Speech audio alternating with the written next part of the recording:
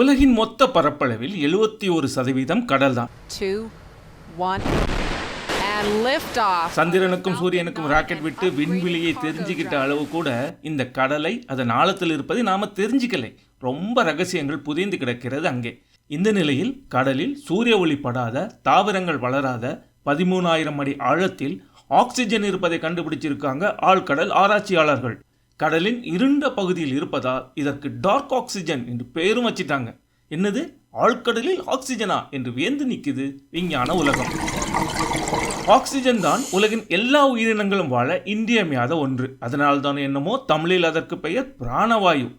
பூமியிலிருந்து ஆக்சிஜனை அகற்றிவிட்டால் எல்லாம் அழிந்து உயிரற்ற ஒரு கோளாகி வீணாகி போகும் நம்ம பூமி. செடி கொடி மரங்கள் கார்பன் டை ஆக்சைடு மற்றும் நீரை பயன்படுத்தி உணவு தயாரிக்கும் பொழுது சூரிய ஒளியால் நடக்கும் வேதியியல் மாற்றங்களால் உருவாவதுதான் ஆக்சிஜன். சூரிய ஒளி மட்டும் இல்லைன்னா ஆக்சிஜனும் இல்லை, உலகில் உயிரினமும் இல்லைன்னு தான் விஞ்ஞானம் நம்பிக்கிட்டு இருந்தது இந்த கடல் ஆராய்ச்சி முடிவுகள் வரும் வரை. ஸ்காட்டிஷ் கடல் அறிவியல் சங்கத்தை சேர்ந்த ஆண்ட்ரூ ஸ்வீட்மேன் தலைமையிலான ஆராய்ச்சி குழு பசிபிக் பெருங்கடலின் கிளாரியன் கிளிப்பர்டன் மண்டலத்தில் சில சோதனைகளை நடத்தியது. தாவரங்கள் வளராத, சூரிய ஒளி சற்றும் இல்லாத ஆழ்கடலில் சூரிய சேர்க்கை நடக்க வாய்ப்பே இல்லாத ஏறத்தாழ 13,000 அடி ஆழத்தில் ஆக்சிஜன் இருப்பதை இந்த குழுவினர் கண்டுபிடித்தனர். இது எப்படி சாத்தியம்? 13,000 அடி கீழே தாவரங்களே இல்லாத இடத்தில் ஆக்சிஜனா எப்படி என்று திகைத்து போய்விட்டது விஞ்ஞான உலகம். அதானே, தாவரங்களும் இல்லை, சூரிய ஒளியும் இல்லை, எப்படி சாத்தியமாச்சு ஆக்சிஜன் உற்பத்தி? இதற்கு காரணம் கடலின் படுகுழி சமவெளிகளில் கிடக்கும் மேங்கனீஸ், நிக்கல், காப்பர், கோபால்ட் போன்ற மதிப்புமிக்க உலோகங்களால் உருவான பாறைகள் போன்ற கனிம படிவங்களால் உருவான உலோக உருண்டைகள். இவைகள் தான் உருவாக்குகிறது ஆக்சிஜனை. ஆயிரக்கணக்கான வருஷங்களாக மழைநீர் மூலமாகவோ தாதுகளின் சிதைவுகள் மூலமாகவோ மெல்ல மெல்ல குவிந்து இந்த உலோக உருண்டைகள் உருவாகுகின்றன. டார்க் ஆக்சிஜன் என்று விஞ்ஞானிகள் அளிக்கும் இதை எப்படி உருவாக்குகின்றன இந்த உலோக உருண்டைகள்? இந்த பாலிமெட்டாலிக் நோடில்ஸ் மின்சாரத்தை உருவாக்கும் தன்மை கொண்டதாக இருக்கிறது.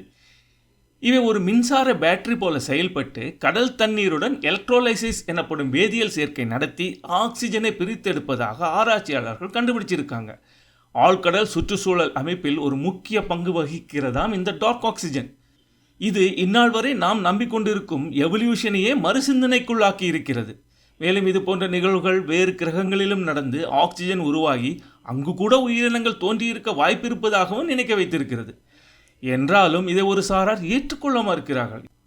யார் அவங்கன்னா, ஆழ்கடலில் இருக்கும் உலோகங்களை வெட்டி எடுத்து வியாபாரம் செய்கிற ஆழ்கடல் சுரங்க நிறுவனங்கள். ஏன்னா இந்த உலோக உருண்டைகள் வாகனங்கள், சோலார் பேனல்கள், பேட்டரிகள், விண்மில் பிளேடுகள் செய்ய பயன்படுகிறது. இப்படி ஒரு கண்டுபிடிப்பு மூலம் ஆக்சிஜன் இருப்பதை நிரூபித்து விட்டால் இந்த சுரங்க வியாபாரம் தடைபட்டு விடலாம் என்கிற பயம் அவர்களுக்கு.